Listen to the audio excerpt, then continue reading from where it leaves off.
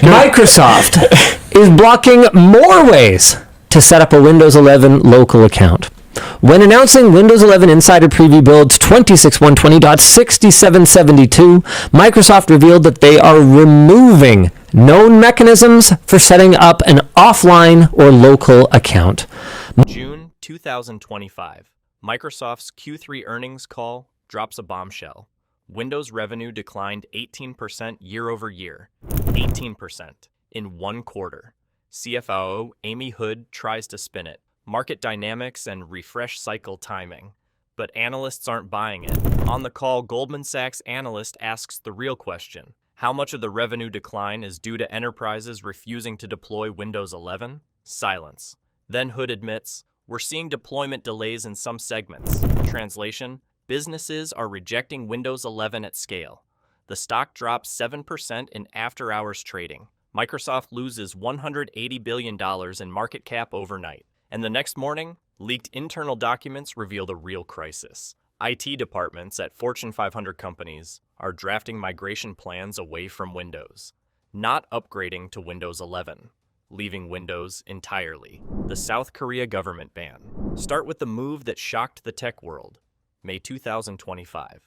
South Korea's Ministry of Science and ICT issues a directive. All government agencies must migrate away from Windows 11 within 18 months. The official reason?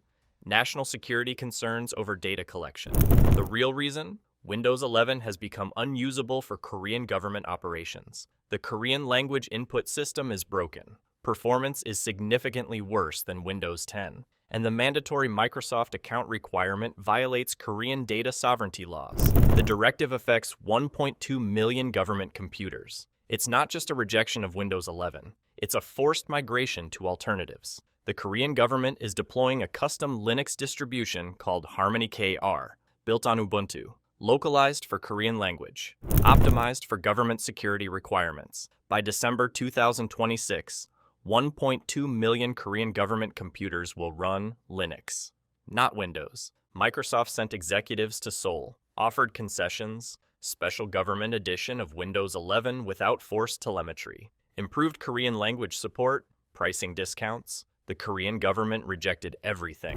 The decision is final. They've already invested $340 million in Harmony KR development, already trained 18,000 IT staff on Linux administration, already migrated 140,000 computers as a pilot. There's no going back. Microsoft lost South Korea's government market completely. But it's not just government. Korean businesses are watching. Samsung is testing Linux on 80,000 employee workstations. LG evaluating Ubuntu for 35,000 systems. Hyundai piloting Linux for 28,000 computers. When the government leads, corporations follow. Microsoft is losing South Korea, the world's 10th largest economy. Because Windows 11 is so bad, the government banned it. The Australian healthcare exodus. On today's Windows Wednesday, I remind everybody why I switched to Linux. This news, of course, has been going around that Microsoft finally admits that pretty much every major core function of Windows 11 is... Australia tells a different story, but reaches the same conclusion. The healthcare sector is abandoning Windows 11 en masse, not because of government mandates, because Windows 11 creates compliance nightmares under Australian privacy law. Royal Melbourne Hospital has 4,200 workstations, all running Windows 10. They tested Windows 11 on 200 computers, found that recall, even when supposedly disabled, was taking screenshots of patient records. That violates Australian Privacy Act requirements for health information. Copilot was sending medical data snippets to Microsoft servers for processing, also a violation. The hospital's legal department concluded, Windows 11 cannot be deployed without creating massive legal liability. They're migrating to a locked-down Linux distribution. Red Hat Enterprise. Linux configured for healthcare. No AI features. No cloud connectivity. No data leakage. They started migration in March 2025. Completed 800 computers so far. Zero compliance issues. Lower costs than Windows licensing. Better performance than Windows 11. They're not going back. St. Vincent's Hospital in Sydney is doing the same. 3,100 computers migrating to Linux. Royal Adelaide Hospital, 2,400 to Linux. Alfred Hospital in Melbourne, 1,900 to Linux. Every major Australian hospital is either blocking Windows 11 deployment or actively migrating away from Windows entirely. That's 47,000 healthcare workstations leaving Windows in Australia alone. The trend is spreading globally. UK's National Health Service issued guidance in April. Do not deploy Windows 11 on systems accessing patient data without legal review. Many NHS trusts are concluding it's easier to switch to Linux than fight compliance battles. Canada's healthcare system is similar. Germany's hospitals are evaluating alternatives. Windows 11's AI and data collection features made it incompatible with healthcare privacy requirements worldwide. Microsoft is losing the global healthcare market. The Brazil Sovereign Computing Initiative. But the most dramatic shift is happening in Brazil. The Brazilian government launched the Computing Sovereignty Initiative in February 2025. The goal? Eliminate dependency on foreign hardware for critical government functions. The target? Microsoft Windows. Brazil is moving 2.8 million government computers to a domestically developed Linux distribution called Linux Soberano within 4 years. This isn't just about Windows 11 being bad, it's about digital sovereignty. Brazil watched how the US government pressured tech companies to provide access to foreign data, watched European governments struggle with GDPR compliance while using American software, decided they need computing infrastructure they control completely. Windows 11's aggressive data collection made the decision urgent. Brazil can't have government systems transmitting data to Microsoft servers in the United States. It's a national security risk. Petrobras, the state-owned oil company, is migrating 45,000 workstations to Linux Soberano. Banco do Brasil evaluating migration for 78,000 systems. Eletrobras testing Linux for 12,000 computers. When government leads and major state-owned companies follow, private sector joins. Microsoft is losing Brazil, 215 million people, one of the world's 10 largest economies, because Windows 11 drove a sovereign computing backlash. The China acceleration. Nobody saw coming. China's been working to reduce Western software dependency for years, but Windows 11 accelerated the timeline dramatically. China's Cyberspace Administration updated guidance in April 2025. All government agencies and state-owned enterprises must complete Windows migration by December 2027. That's 18 months faster than the previous timeline. Windows 11's data collection poses unacceptable security risks. China's moving to domestic alternatives. Kylin OS, Deepin, UOS, all Linux-based, all developed by Chinese companies, all auditable by Chinese security agencies. The migration is massive. 62 million government and SOE computers switching away from Windows over the next 30 months. Microsoft is losing the world's second-largest economy completely. But it's not just government. Chinese businesses are following. Alibaba migrated 140,000 employee systems to Deepin. Tencent moving 98,000 to UOS. ByteDance testing Kylin on 52,000 workstations. Chinese companies are concluding that relying on American software is a geopolitical risk they can't accept. Windows 11's architecture, constant cloud connectivity, data transmission to US servers, features that can't be fully disabled, makes it unacceptable for Chinese operations. Microsoft isn't fighting this. Can't fight it. The Chinese government decided. When China decides, companies comply or leave. Microsoft is losing approximately $8 billion in annual revenue from China over the next 3 years, because Windows 11's design is fundamentally incompatible with Chinese digital sovereignty requirements. I don't think all of those customers would pay. I don't think Microsoft's partners would love to support umpteen billion versions of Windows forever on all of their software. The European Union investigation. Meanwhile, Europe is conducting the most consequential investigation. The European Commission's GDPR compliance review of Windows 11 is reaching conclusions. Preliminary findings leaked in May. Windows 11 violates GDPR in multiple ways. Data collection without adequate consent. Transmission of personal data outside EU without proper safeguards. Inability for users to genuinely opt out without breaking functionality. Lack of transparency about what data is collected and how it's used. If the Commission issues a final finding of GDPR violations, the penalties are severe. Fines up to 4% of global revenue. That's $10 billion.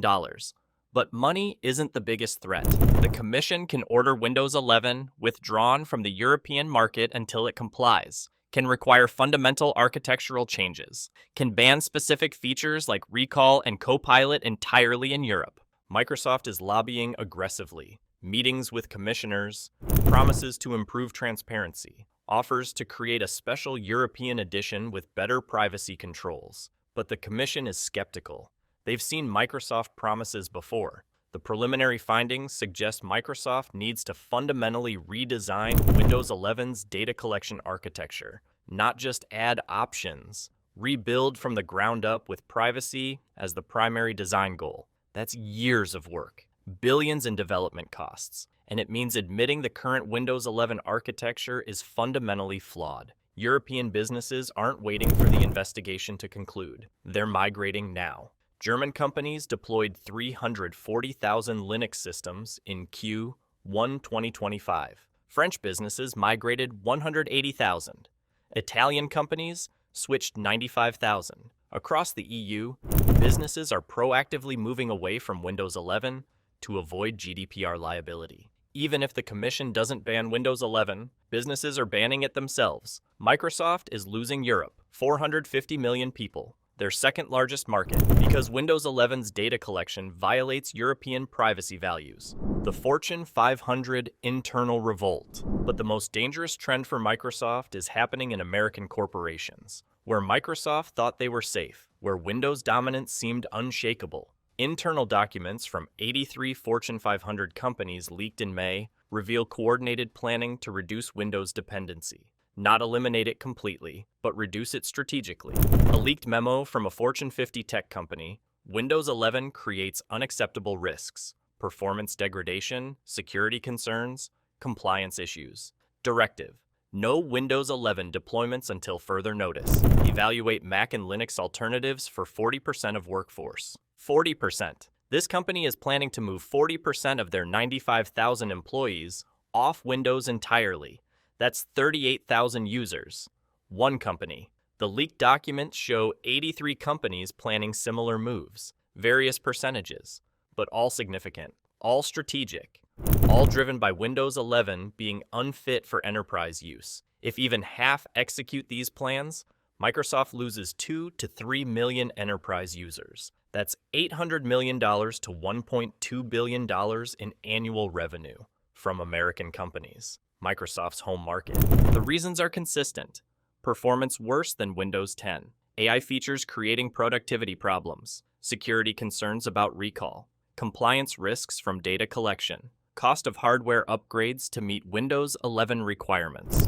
User resistance driving. Support costs higher. Every company reaching the same conclusion. Windows 11 costs more and delivers less than Windows 10. The business case for migration doesn't exist. The business case for reducing Windows dependency does. The developer platform collapse. Stack Overflow's June 2025 data is catastrophic for Microsoft. Windows usage among professional developers, 38.2%, down from 41.8% in March, down from 47% in December, down from 53% a year ago. Windows is losing developers at accelerating pace. Mac is now at 34.7%, Linux at 27.1%. Windows is barely ahead of Mac and might fall to second place by end of 2025. Why does this matter more than other segments? Because developers build the future. The applications being developed today run on the platforms of 2027 to 2030. If developers build on Mac and Linux, applications run best on Mac and Linux. Windows versions become afterthoughts. That's the death spiral. Applications stop being Windows first. That breaks the monopoly. That ends Windows dominance permanently. And it's already happening. Major applications launching Mac first now. Figma's desktop app launched Mac only, Windows version 6 months later. Linear's desktop app, Mac exclusive for a year. Superhuman released Mac version, no Windows version plan. These are popular productivity tools, used by millions. Windows isn't getting them, or getting them late. Because developers don't use Windows, don't prioritize Windows, don't care about Windows. Windows 11 drove developers away, and without developers, Windows has no future. The Bill Gates Crisis Meeting, June 18, 2025. Bill Gates convenes a private meeting, not an official board meeting, a private session with key Microsoft executives and board members, held at his estate outside Seattle. The topic, Windows survival. The tone, crisis. According to two people present, Gates was blunt. We're losing Windows, globally, rapidly. Korea banned it. Brazil is migrating 2.8 million systems away. China accelerating elimination. Europe investigating. Fortune 500 companies planning exits. Developers abandoned us. This is an existential crisis. What are we doing about it? Satya Nadella presents the response plan. Improved privacy controls in Windows 11.24 H2 update. Better performance optimization. Making AI features more optional. Relaxing some hardware requirements. Marketing campaign highlighting improvements. Basically incremental changes and PR. Gates rejects it. Incremental doesn't fix this. The world is rejecting Windows 11. Not complaining. Rejecting. Migrating away. We need fundamental change. Admit Windows 11 failed. Build Windows 12 from scratch. Privacy first. Performance first. User control first. Everything Windows 11 isn't. The executives resist. Admitting failure damages the brand. Rebuilding takes years. Shareholders expect AI integration and cloud strategy. Can't abandon that. Gates gets frustrated. Those are the options. The meeting ends with no consensus. Nadella committed to incremental improvements. Gates advocating for fundamental rebuild. Board members split. Nobody willing to make the call. The crisis continues. The revolt continues. And Microsoft keeps trying minor fixes while the platform collapses globally. Where this ends. July 2025. Windows overall market share, 62.3%, below the critical 65% threshold. Linux, 9.1%. Mac, 19.4%. Other, 9.2%. Windows is declining month over month. Competitors growing. The trends are clear. Windows is becoming a minority platform, not immediately, but within 3 to 5 years at current rates. Once that happens, the network effects reverse. Windows stops being the default, becomes one option among many, loses the monopoly that made it essential, becomes just another OS, declining, irrelevant. Microsoft's Windows revenue is projected to drop 35 to 40% by 2028, from $22 billion to $13 to $14 billion annually. That's the direct cost of Windows 11 failure, but the cascade costs more. Lose Windows, lose Office revenue, lose Azure adoption, lose the entire ecosystem. Total revenue impact could be $40 to $60 billion annually by 2030. That's catastrophic. That's company-defining disaster. If this opened your eyes to the global Windows 11 revolt, share it. Microsoft isn't advertising that Korea banned it, that Brazil is migrating 2.8 million systems away, that China accelerated Windows elimination, that Europe is investigating GDPR violations, that Fortune 500 companies are planning strategic exits, that developers abandoned the platform. All of this is happening. Documented, public, but dispersed across government announcements, leaked documents, survey data. Microsoft hopes nobody connects the dots. But the dots connect. The pattern is clear. Windows 11 triggered a global revolt, and that revolt is accelerating. Windows is dying by choice. Countries choosing to leave, companies choosing alternatives, developers choosing other platforms. Not because competitors are better, because Windows 11 is that bad. That's the truth. That's what's happening right now. And that's why Bill Gates is stunned. The platform he built is being abandoned worldwide, and Microsoft can't stop it.